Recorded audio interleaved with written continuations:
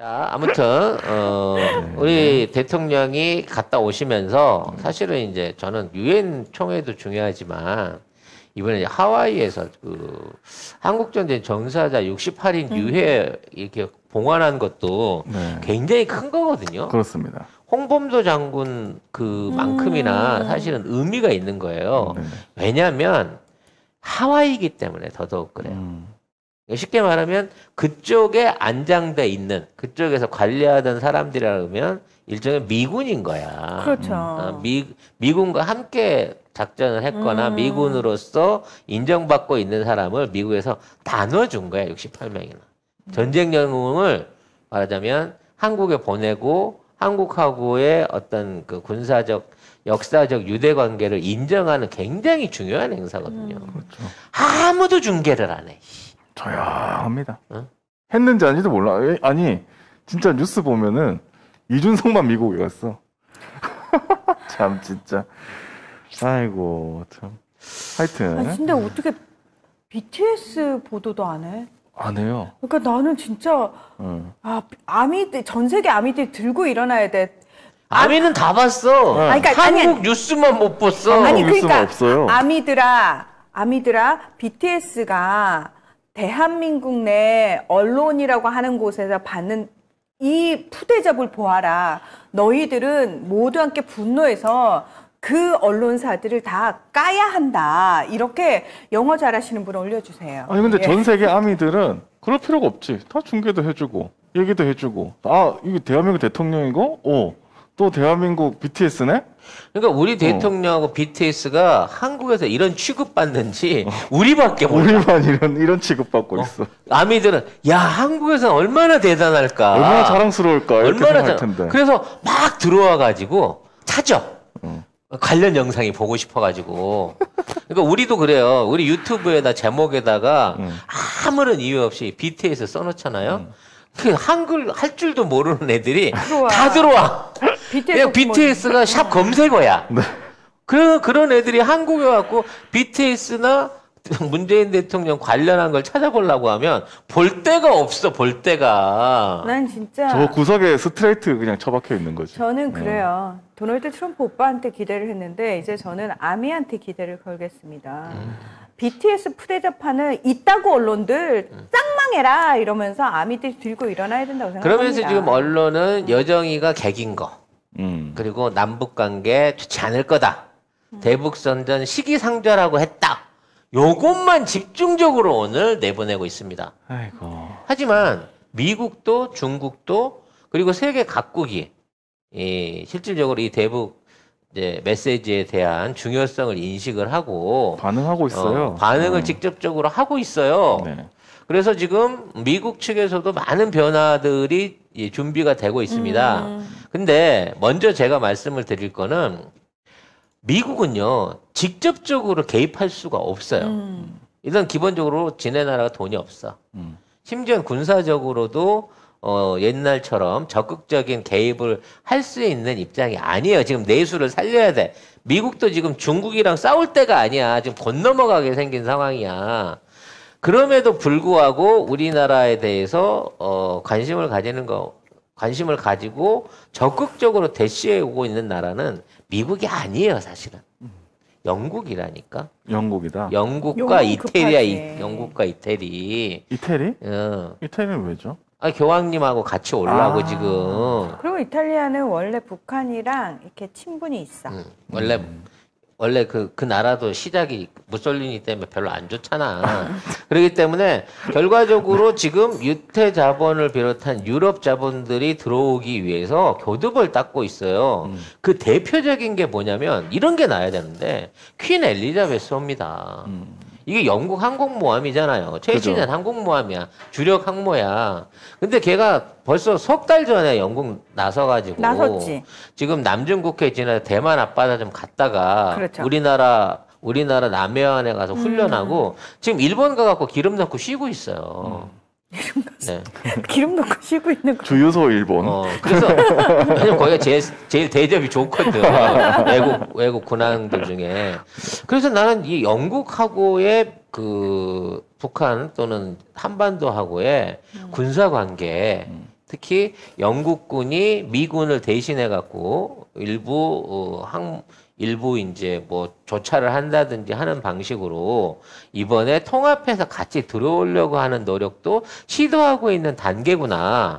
그리고 늘 말씀드렸지만 영국이 트럼프가 방해를 놔서 그렇지 북한하고 직접적인 경제 교류를 열어보겠다고 자기네들이 투자하겠다고 접촉했던 그 역사가 있단 말이에요. 영국은 사실 북한하고의 접점을 마련하려고 여러 번 시도했고 공식적으로 사실 꽤 됐죠. 네. 그래서 지금 영국 입장에서는 브렉시트 때문에 EU하고 유럽 국가들하고는 돌아올 수 없는 강을 건넜어, 사실은. 그렇죠. 그런 상황에서 지금의 경제적인 이득을 취하기 위해서 새롭게 들여다보고 있는 게 100년 전에 지들이 침발랐던 동아시아 이쪽이란 말이에요. 그러니까 이제 동백전사 여기서 좀 홍보를 해드려야 되는데 그때 내용을 보면 일본의 메이지 유신부터 청일전쟁, 러일전쟁, 그의 중국의 멸망과 공산화까지 영국의 자본들과 입김들이 계속 영향을 미쳤고 그로 인해서 영국하고 일본, 미국은 지금도 뭔가 그때부터 이어져 온 그 가자라 테프트 밀약부터 시작해서 그다음에 일본과 그 러일 전쟁 시작되기 전부터 있었던 영국과 일본의 비밀 협정 등등.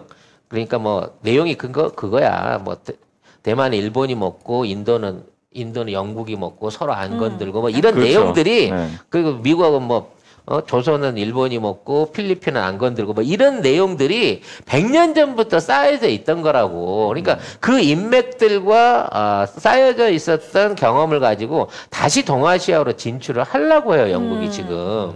그러니까 앞으로 미국하고 북한하고의 관계는 서로의 안보적인 위협을 줄여줄 수 있는, 그러니까 전쟁 위협이라든지 미국에 의한 군사적인 어떤 이걸 뭐라 그래야 될까요?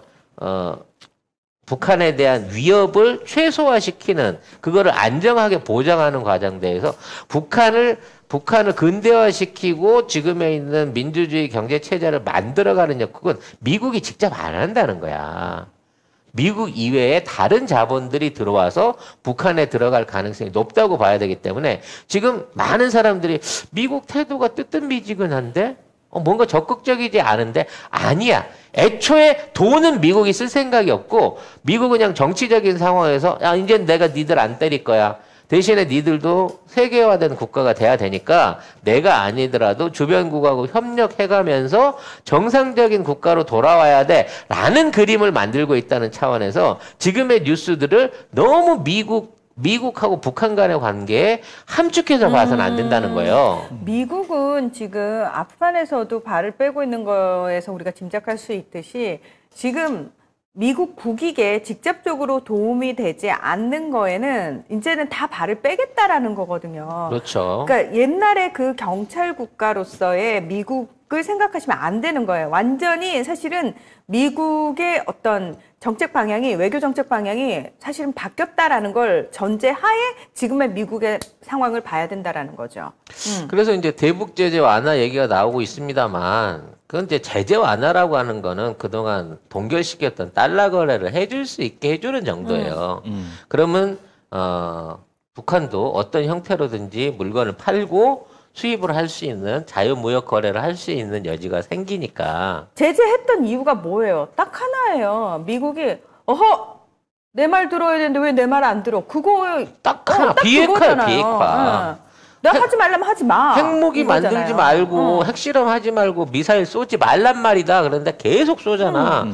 네가 배가 불렀구나. 그래서 지금 돈줄을 막아놓은 거거든. 그러니까 이 돈줄을 풀어주는 게 사실은 이제 유일한 미국이 해줄 수 있는 거지. 그렇다고 해서 미국이 무슨 보상금을 준다든지 경제 지원 이건 절대 안 한단 말이에요. 이제 안 한다니까요. 근데 더 중요한 건 뭐냐? 이러한 비핵화 프로세스를 진행하는 주도력을 대한민국이 맡아서 갖고 있다는 겁니다. 좀 더 엄밀하게 줄여말하면 대한민국 국방부와 북한의 박정천이 합의를 봐서 이게 지금 앞으로 비핵화의 단계는 뭐냐면 정전선언은 정치적인 거고 비핵화는 종전선언은 정치적인 거고 남북 간의 군사 협의체를 강화해가지고 지금 있는 군사 회담을 확대시키는 거예요. 현재는 1차만 진행돼 있기 때문에 휴전선 인근에서 100km씩만 비무장하기로 하자. 여기까지가 돼 있는 거고요. 2차, 3차, 4차까지 하게 되면은 이제 한반도 전역에서 긴장 상태를 해소하고 나중에는 이제 그 무기 명단, 그러니까 핵무기를 포함한 무기 명단을 교환하고 양쪽 군대가 서로 상호적으로 군사력을 관리하는 게 통합 방위군을 형성하는 것까지가 4차까지 군사회담이 쭉 미뤄져 있는 거예요. 이 안에 비핵화는 다 들어있어요. 왜냐면 스위치를 이제 같이 공유하게 되는 거거든. 어디에 핵이 있고, 어디에 미사일이 있고 이런 정보들을 공유해 갈 수 있는 단계가 생긴 거거든요. 그 역할을 할 사람이 박정천으로 생긴 거고 이걸 통해서 미국이 원하는 비핵화를 하게 됩니다. 그리고 그 안에 있는 핵의 반출도 예전처럼 뭐 미국으로 다 싣고 나가겠다? 아니라는 거야, 이제는. 그러면은 이제 미국의 사실은 외교 정책, 그러니까 기조 자체가 완전히 바뀌었기 때문에 문재인 대통령이 중재자가 아닌 거예요. 더 이상 중재자의 역할이 아니라 당사자의 역할인 거죠. 자기가 네. 직접 처리하시겠다 또는 대한민국이 주도가 돼서 하겠다라는 그렇죠. 선언을 하게 될 거고요. 저는 이 선언으로 말미암아 문재인 대통령의 임기가 끝나도 이와 같은 남북 교류 관계에 있어서 또는 4자 협상, 3자 협상에 있어서의 역할이 대북 특사 내지는 4자 회담 특사로서의 주도적 역할을 할 수 있는 정치적 외교적 계기를 만들었다고 저는 그거를 지적하고 싶은 거예요. 근데 너무 답답한 게 뭐냐면 지금 어디 언론을 봐도 이런 해석을 해주는 데가 단 한 군데도 없어요. 그리고 소위 말해서 나름 기계적 중립 지킨다고 하는 시사 프로에서마저도 등장하는 평론가 애들의 수준이 너무 얕아. 그래서 듣고 있으면은 속에서 천불이 나. 이런 뷰. 아무튼 그래서 미국이 이제 제일 중요한 건 미국이 왜 북한을 돕고 한반도에 군사무기를 밀어주면서 우리 국방력을 키워라 하겠어. 일본이랑 중국 다 싫어하는데 그럼 뭐냐면 앞으로 있는 중국의 세력 확장을 한국을 통해서 막고 그렇죠. 혹시라도 있을 수 있는 남중국해 문제라든지 그다음에 대만 문제 같은 거에서도 한국이 주도해갖고 이걸 밀고 나가라는 거야. 그게 지금 5I나 지금 있는 그 오커스 동맹의 연결고리 중에 하나인 거예요. 그 과정 중에 다 일본을 빼놓는 이유도 일본은 사사건건 반대하고 우리가 일본을 넣는다고 하면 한국이 그럼 적극적으로 안 하겠다라고 하는 의사를 펼치니까 일본을 뺀 거고 그래서 일본은 야 이제 미국이 우리 편을 안 들고 한국 편을 드는 게 확실한 이상 더 이상 한국한테 개길 수가 없겠는데? 라고 꽁지를 내리기 시작한 거예요. 그러니까 첫 번째 미국의 외교 기조가 확실히 바뀐 것. 대한민국의 역할이 더 이상 중재자가 아니라 직접적인 당사자가 된 것. 그리고 동아시아 부분에 있어서 미국이 외교 안보 부분에 많은 지분을 한국에게 넘긴 것. 이런 부분에 대해서 짚어주는 평론가나 전문가가 단 한 명도 없어요.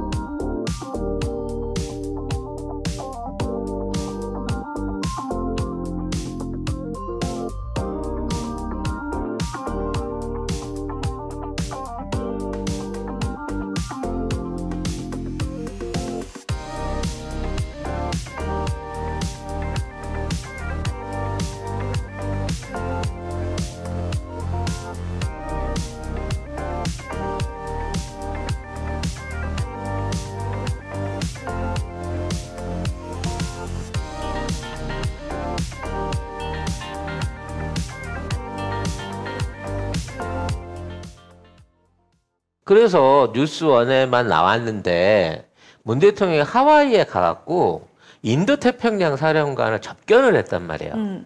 이 인도태평양 사령관이라고 하는 사람은 아시아, 극동 아시아에서 인도양 앞바다까지 사실상 미국의 3개 항공모함 전대를 이끌고 있고 사실상 미국 해양 전력의 50%를 끌고 가고 있는 사람인 거거든. 이 사람하고 하와이에서 만난 거야. 원래는 일본이나 그렇죠. 그렇죠. 필리핀 일본에서. 쪽에 있는 사람이거든. 거기서 만나야 되는데. 근데 왜 하와이에 이 하와이까지 사람이 가서? 왔겠냐고. 그것도 대통령을 만나러. 정말 이번에 유해 송환 정말 뭐 뜻깊은 행사입니다고 사진 찍으러서 왔을 거라고 생각해 이 사람이. 네. 그가 아니. 외론들은 그렇게 쌌어야. 네. 그리고 이 하와이 호놀룰루에서 존 아킬리노 미국 인도 태평양 사령관을 접견을 했는데 비공개로 환담을 나눴다. 그렇지. 뭔 얘기를 했을지 몰라. 기사에 이렇게 돼 있어요. 비공개로 환담을 나눴다. 저는 살짝 이제 생각해 보는 게 앞으로 이제 진행될 비핵화 과정뿐만 아니라 지금 이 인도 태평양 안에서 미군의 배치 상황, 그러니까 팔레스타인에서 꺼낸 14,000명에 대한 재배치.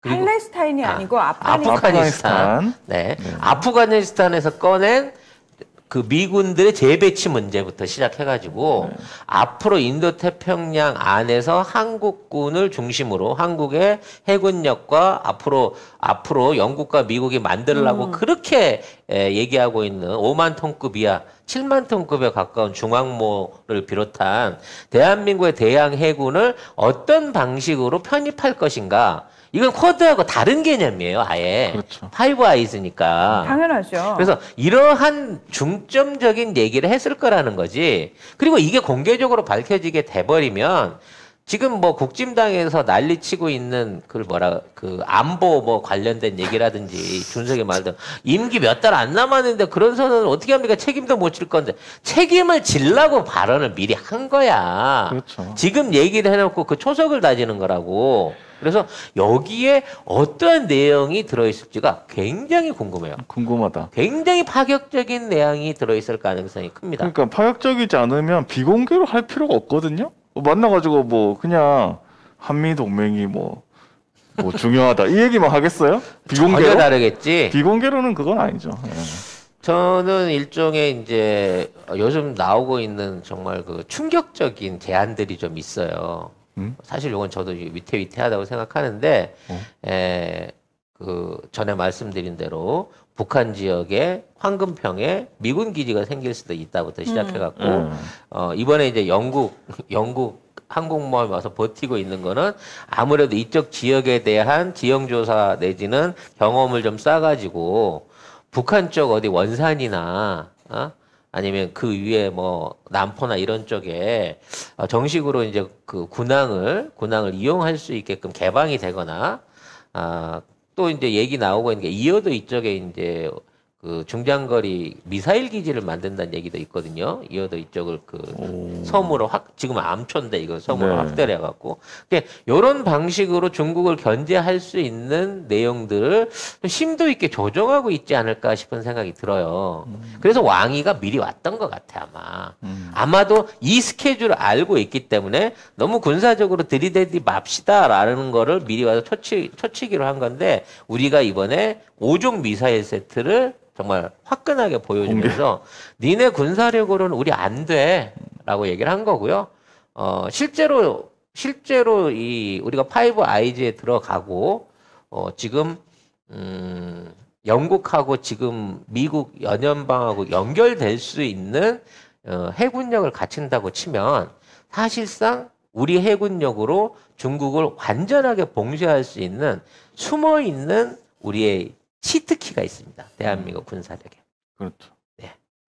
그게 뭐냐면 이 허프라고 불리는데 쉽게 말해서 대마도 앞바다에서부터 인도까지 케이블을 깔았어요. 바다에다가. 그게 뭐냐면 우리가 전에 한번 설명드린 잠수함에서 하는 음탐 탐지기 있잖아요. 음파 탐지기 같은 것처럼 이 스피커가 연결되어 있는 케이블을 깔아줬습니다. 그게 우리나라 동서해안과 인도까지 연결이 돼요. 물론 각 구간마다 설치한 사람은 다른데 우리나라도 그게 깔려 있다고 합니다. 이게 어느 정도 수준이냐면 아예 지금 그 지역을 지나는 어떠한 선박, 어떠한 잠수함도 이 감시망에서 피해갈 수가 없는 거야. 쉽게 바다 밑에 감시 카메라가 쫙 깔려 있는 거예요. 이게 어느 정도 정확도냐면 선박이나 잠수함뿐만 아니라 잠수부까지 체크할 수 있을 정도의 정확도라고 합니다. 와. 그래서 그 남중국해에 퀸 엘리자베스호가 들어왔을 때 중국 잠수함이 따라붙었어요. 근데 저기가 찍었습니다. 퀸 엘리자베스호가. 얘가 따라오고 있다는 걸 알고 거기에다가 이 탐심 소나 그 신호를 찍었어요. 이게 무슨 의미냐면 내가 너 오고 있는지 알고 격치 말라면 얼마든지 할 수 있어라고 신호를 보내준 거예요. 이게 그거를 봤을 때 아니 여기 처음 오는 거 아니야 저 배? 어떻게 나를 알지? 라고 얘기를 하고 있지만 이미 이쪽 그 극동아시아 바다 밑에는 여기에 대비한 잠수함 전력에 대비한 어마어마한 감시 장비들이 이미 쫙 깔려 있어가지고 이것만 활용을 해도 지금 내해에 있는 중국의 군사 움직임이라는 선박의 움직임 같은 것들을 전부 다 알고 있다는 거예요. 심지어 워낙 이 중국 잠수함들이 또 이게 소리가 커갖고 바다의 경운기라고 별명이 그런데 이 선박이 움직일 때 나는 그 음파신호, 고유의 음파신호 같은 것들을 전부 다 알고 있다는 거지. 그렇기 때문에 실질적으로 중국이 도발적인 행위를 일으켰을 때 사실상 그 도발이라는 게 기습이잖아, 기습. 대만을 갑자기 뭐 갑자기 가야 되잖아. 들어간다든지. 갑자기가 안 되는 거야. 움직이면 다 티나. 근데 그 모든 정보를 어디서 앞으로 관장하게 된다? 한국이 파이브 아이즈의 일원으로서 이 모든 걸 관장하게 되고 일본한테는 이 정보를 안 준다는 거지. 지금 헥터 의원님께서 이걸 어떻게 아시지? 삼성중공업과 VN에서 공사했었는데 하면서 송 작가님의 내가 깔았거든 가서. 내가 직접 가서 깔아서 알아요. 네. 이야, 이거 군사 기밀 아닌가 이 정도면? 기밀이죠. 네. 근데 아무튼 이 정도까지 우리가 국방력이나 현재 있는 그 제어력을 군사적 제어력을 갖추고 있는 거예요. 이런 상황에서 우리가 초음속 순항 미사일로 바다에 떠 있는 거는 한국 영해에 들어오면 300km 미만이면 다 뒤진다라고 하는 거를 증명해서 보여줬잖아. 그렇죠. 그렇기 때문에 지금 있는 상황에서 이것만 가지고도 중국은 사실상 한국을 군사적으로 도발할 수 있는 가장 중요한 키를 잃어버린 거야. 그래서 중국 외교부에서 문 대통령 종전선언 제안에 국제사회의 보편적 기대다 하면서 기대감을 나타냈습니다. 종전해야 돼. 빨리 해. 맞아, 같이 하자. 같이 이렇게. 하고 내가 이거 도와주는 거 잊지 마. 그 전에는 안 된다고 우리 했었거든. 공식적으로 우리 얘기했다. 그러니까 이제 네 개 나라 중에 북한만 빼고는 다 환영하고 있는 거야. 그렇죠. 미국, 예. 우리. 근데 북한 중국. 입장에서는 이왕이면 좀 그 돈 많고 그 물정 모르는 양키가 와야 이것저것 막 뜯어낼 텐데 우리 대통령은 실제 이명박근혜보다 대북지원 더 안 해줬거든. 그렇죠. 그건가요? 사실 따져놓고 보면 짠돌이야. 좀 그래. 예. 거의 진짜로 하나도 대북지원 안 해줬거든요. 원리 원칙대로. 너무 안 해주긴 했어. 너무 원칙론자야. 그래서 퍼주기가 없어 옛날처럼. 명박이는 지가 먼저 막 지원 문자 보내고 편지 보내서 푹침은 아니지만 푹침인 것 같은 느낌이 들 수 있는 사과 편지 아니 사과 같은 편지 하나 써달라고 이런 개 같은 소리를 했었으니까. 그렇지, 맞아. 그리고 우리 언론은 또 조그만 북한에 뭐만 가도 퍼주기다. 그제를 하고 앉아 있으니까 에라이. 아무튼 이런 상황으로 끌려가고 있는 겁니다. 그래서 일부 이제 언론을 보면 뭐 아무것도 안 돼 있는 것처럼 나오지만 내부적으로 봤을 때는 다 합의가 끝난 거야 이미. 북한 하나만 이제 도장 찍고 나오면 되는 거예요. 팩터원님이 이 케이블이 터키까지 간대요. 저희는 캄보디아 구간만 공사를 했는데 그 당시 인터넷 케이블인 줄 알았다고. 아니 이 양반 보게 파이브 아이즈 일원인데 이 정도 되면 내부자네 내부자. 이거 기사를 찾아보세요. 파이브 아이즈에 터키하고 한국이 최우선 그 후보자로 올라가 있고 일본은 의회에서 밀어놨어요. 이게 터키까지 가는 게 맞습니다. 네. 이야. 터키 아우, 애들을. 너무 기관원들이 많이 들어와 있는데 우리 방송에는 무서운 방송이야 이 네, 방송. 아주. 무서운 방송 맞습니다. 아까 야. 사막 모래바람이 문하나님은 왜 아미가 어린애들만 보냐. 나 60대인데 나 아미다. 반말하는 거 껄끄럽다.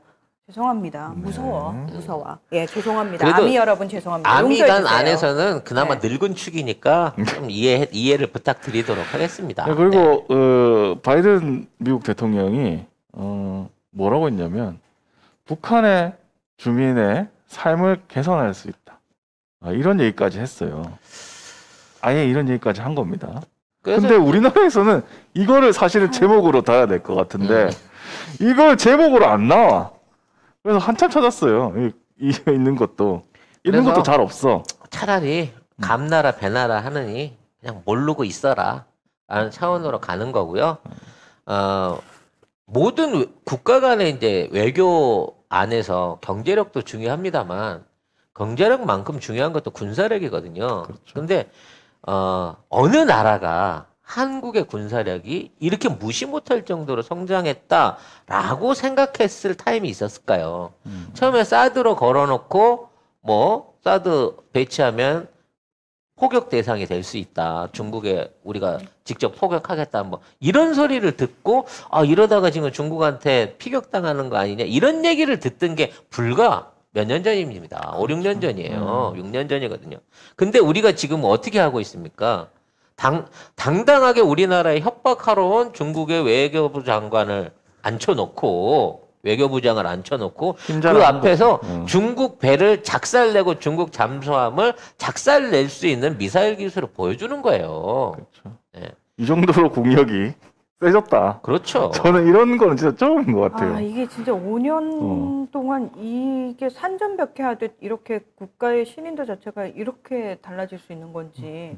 예. 그러니까 이게 알려지면 절대 재집권을 못하니까 언론들이 이거를 꽁꽁 싸매고 아무한테도 안 알려주는 거예요. 네.